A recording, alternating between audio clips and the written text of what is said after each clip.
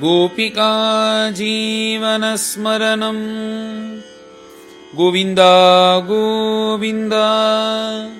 सद्गुरु विठलदास महाराज की జై। వైకుంఠవాసి అయిన ప్రభుని దర్శనం చేసుకొని తను ఇలా రజోగుణంతో శపించినందువల్ల సనకాదులు మీరు నాకు ఏ శిక్ష వేసినా పర్లేదు అంటూ ప్రార్థించిన వెంటనే భగవంతుడు ఆ సనకాదుల్ని చూసి మళ్ళీ మాట్లాడారంట.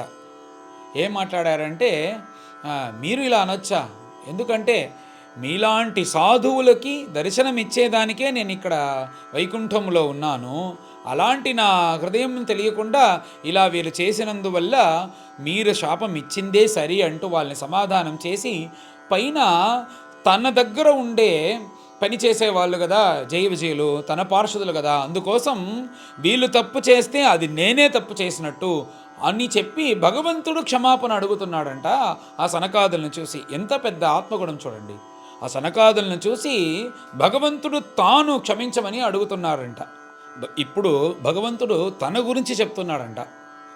నాకెంత పెద్ద పదవి, నేనే జగత్ సృష్టికర్త, నేనే ఈ పదార్థాలన్నీ సృష్టి చేసి బ్రహ్మదేవుని చేతిలో పెట్టి సృష్టి చేయని చెప్పినాను.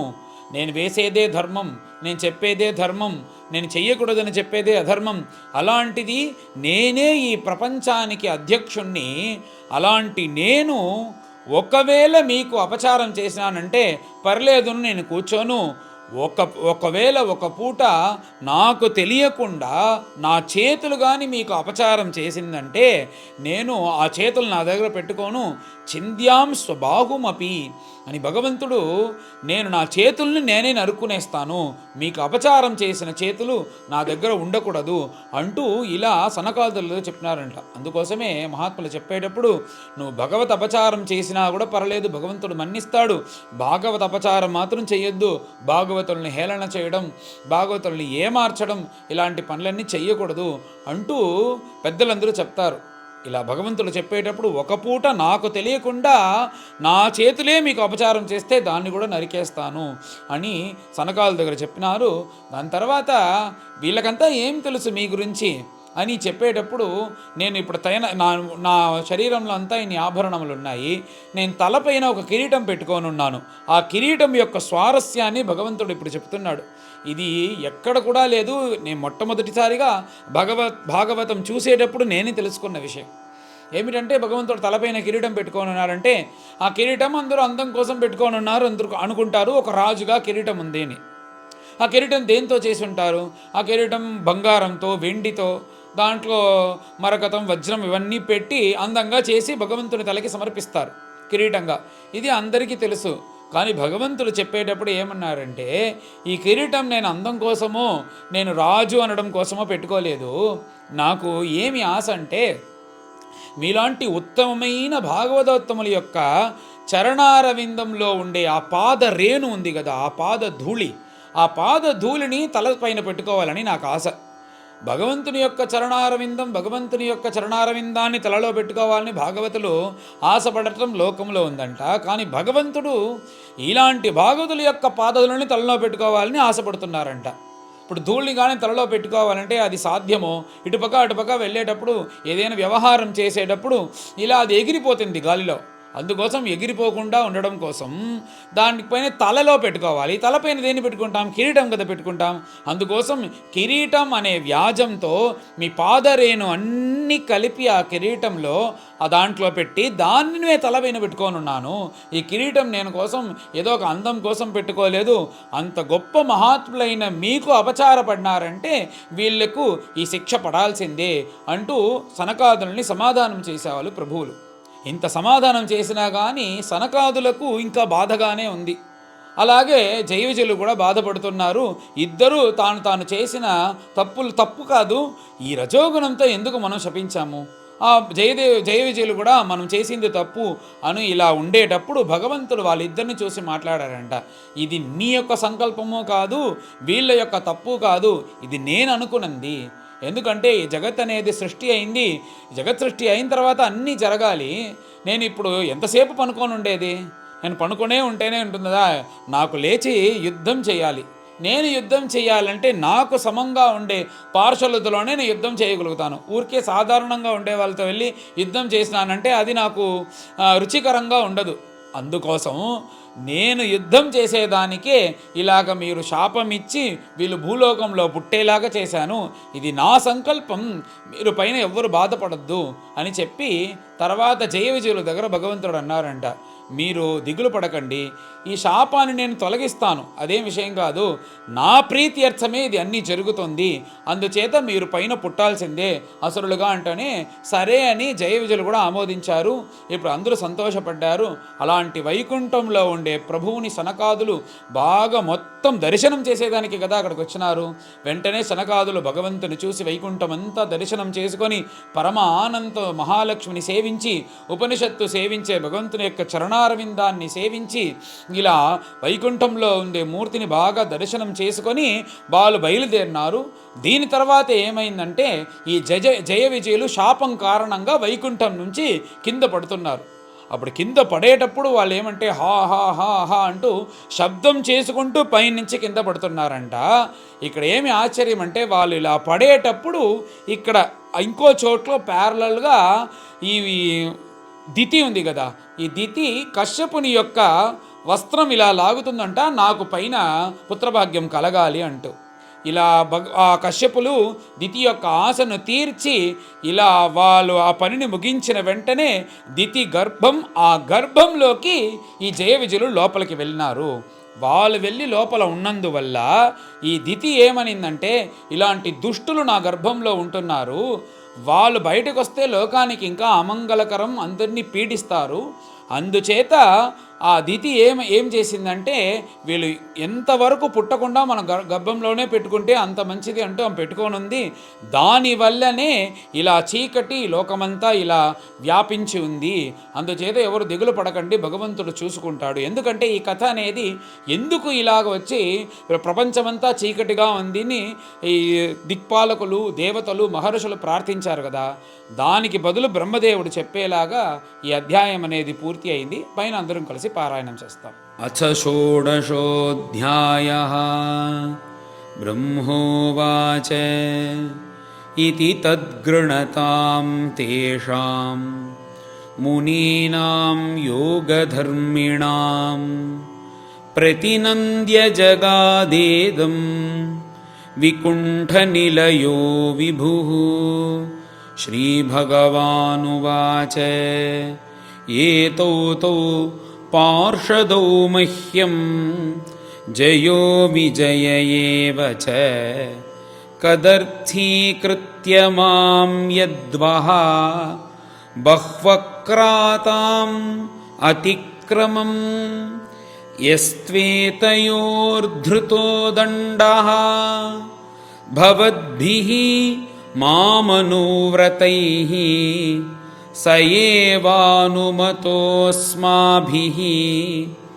మునయో దేవహేళనాత్ తద్వః ప్రసాదయామ్యద్య బ్రహ్మదైవం పరం హి మే తద్భీత్య ఆత్మకృతం మన్యే యత్స్వపుంభిః అసత్కృతాః యన్నామాని చ గృహ్ణాతి లోకో భృత్యే కృతాగసి సోసాధువాదః తత్కీర్తిం హరంతి త్వచమివామయః యస్యామృతామలయశః శ్రవణావగాహః సద్యః పునాతి జగదాశ్వపచాద్వికుంఠః సోహం భవద్భ్య ఉపలబ్ధసుతీర్థకీర్తిః ఛింద్యాం స్వబాహుమపి వః ప్రతికూలవృత్తిం యత్సేవయా చరణపద్మ పవిత్రరేణుం సద్యక్షతాఖితమలం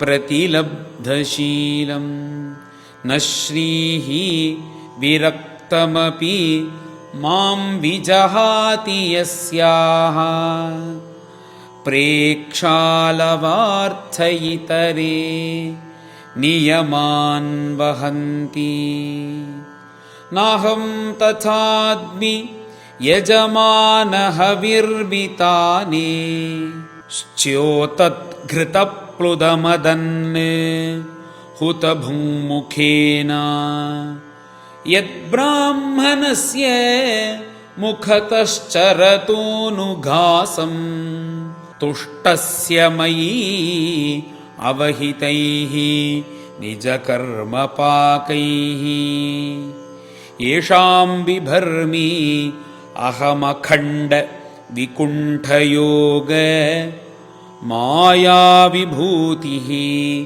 अमलाङ्घ्रिरजः किरीटैः विप्रांस्तु को न विषहेत यदर्हणाम्भः सद्यः पुनाति सह चन्द्रललामलोकान् ये मे तनूः द्विजवरान् दुहतीर्मदीयाः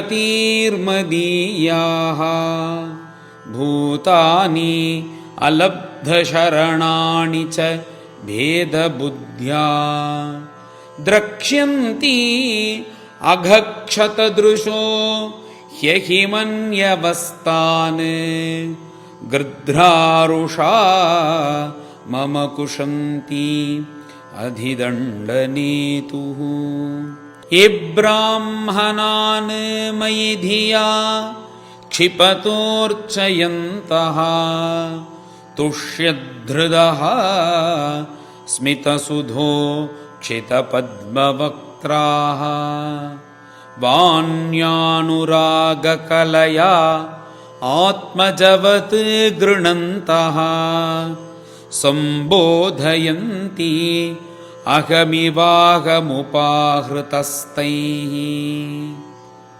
तन्मे स्वभर्तुरवसायमलक्षमाणो युष्मद्व्यतिक्रमगतिं प्रतिपद्य सद्यः भूयो ममान्तिकमितां तदनुग्रहो मे यत्कल्पतामचिरतो भृतयोर्विवासः ब्रह्मोवाच अथ तस्योषतीं देवीं ऋषिकुल्यां सरस्वतीं नास्वाद्य मन्युदष्टानां तेषामात्मापि अतृप्यत सतीं व्यादाय शृण्वन्तः लघ्वीं गुर्वर्थगह्वरां विगाह्य अगाधगम्भीरां न विदुः तच्चिकीर्षितं ते योगमाययारब्ध पारमेष्ट्य महोदयं प्रोचुः प्राञ्जलयो विप्राः प्रहृष्टाः क्षुभितत्वचः ऋषयऊचुः न वयं भगवन् विद्मः तव देवचिकीर्षितं कृतो मे अनुग्रहश्चेति यदध्यक्षः प्रभाषसे ब्रह्मण्यस्य परं दैवं ब्राह्मणाः किल ते प्रभो विप्राणां देवदेवानां भगवान् आत्मदैवतं त्वत्तः सनातनो धर्मः रक्ष्यते तनुभिस्तव धर्मस्य परमो गुह्यः निर्विकारो भवान्मतः तरन्ति ह्यञ्जसा मृत्युं निवृत्ता यदनुग्रहात् योगिनः स भवान् किं स्वित् अनुगृह्येत यत्परैः यं वै विभूतिः उपयाति अनुवेलमन्यैः अर्थार्थिभिः स्वशिरसा धृतपादरेणु धन्यार्पिताङ्घ्रितुलसी नवदामधाम्नः लोकं मधुव्रतपतेरिव कामयाना यस्तां विविक्तचरितैः अनुवर्तमानां नात्याद्रियत् परमभागवतप्रसङ्गः सत्वं द्विजानुपथ पुण्यरजः पुनीतः श्रीवत्सलक्ष्मकिमगाः भगभाजनस्त्वं धर्मस्य ते भगवतः त्रियुगत्रिभिस्वैः पद्भिश्चराचरमिदं द्विजदेवतार्थं नूनं भृतं तदभिघाति रजस्तमश्च सत्त्वेन नो वरदया तनुवानिरस्य न त्वं द्विजोत्तमकुलं यदिहात्मगोपं गोप्ता वृषस्वर्हणेन ससूनृतेन तर्ह्येव नङ्क्ष्यति शिवस्तव देवपन्थाः लोको ग्रहीष्यत् ऋषभस्य हि तत्प्रमाणम् तत्तेन भीष्टमिव सत्त्वनिधेर्विधित्सोः क्षेमं जनाय निजशक्तिभिरुद्धृतारेः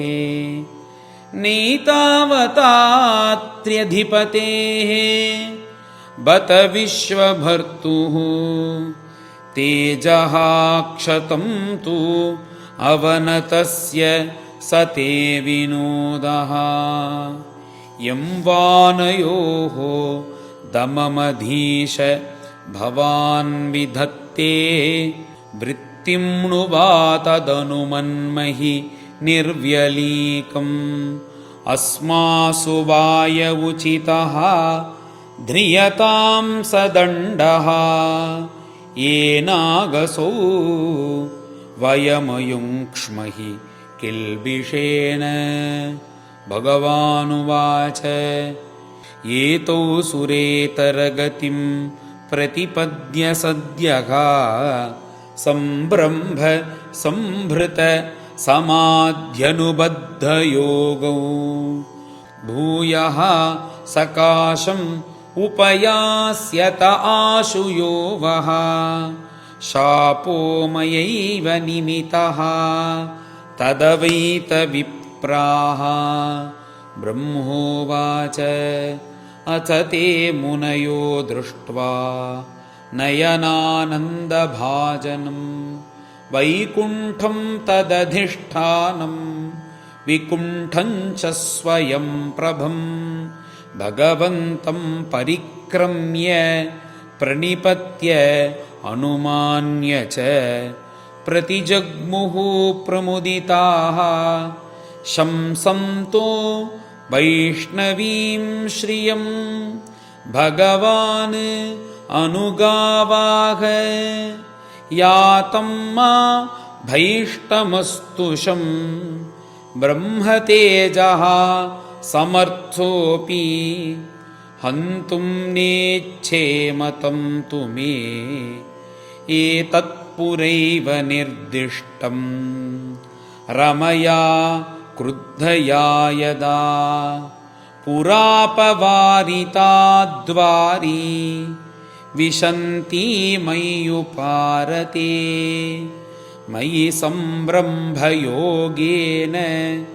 निस्तीर्य ब्रह्महेळनं प्रत्येष्यतं निकाशं मे कालेन अल्पीयसा पुनः द्वास्थौ आदिश्य भगवान् विमानश्रेणिभूषणम् सर्वातिशयया लक्ष्म्या जुष्टं स्वं धिष्ण्यमाविशत् तौ तु गीर्वाणऋषभौ दुस्तरात् हरिलोकतः हतश्रियौ ब्रह्मशापात् अभूतां विगतस्मयौ तदा विकुण्ठधिषणात् तयोः निपतमानयोः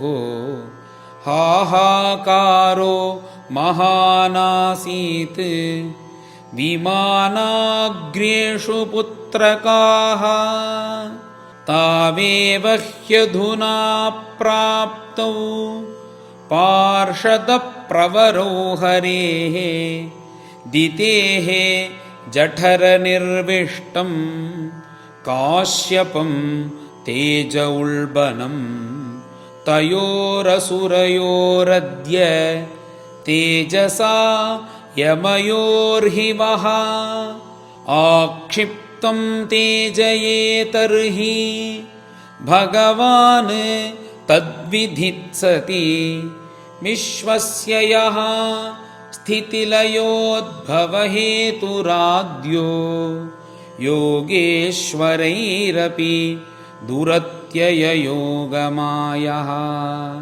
क्षेमं विधास्यति सः नो भगवान् त्र्यधीशः तत्रास्मदीयविमृशेन कियान् इहार्थः। श्रीहरये नमः। इति श्रीमद्भागवते महापुराणे पारमहंस्यां संहितायां तृतीयस्कन्धे षोडशोऽध्यायः। गोपिका जीवनस्मरणं गोविन्द गोविन्द। सद्गुरु विठ्ठलदास महाराज की जय।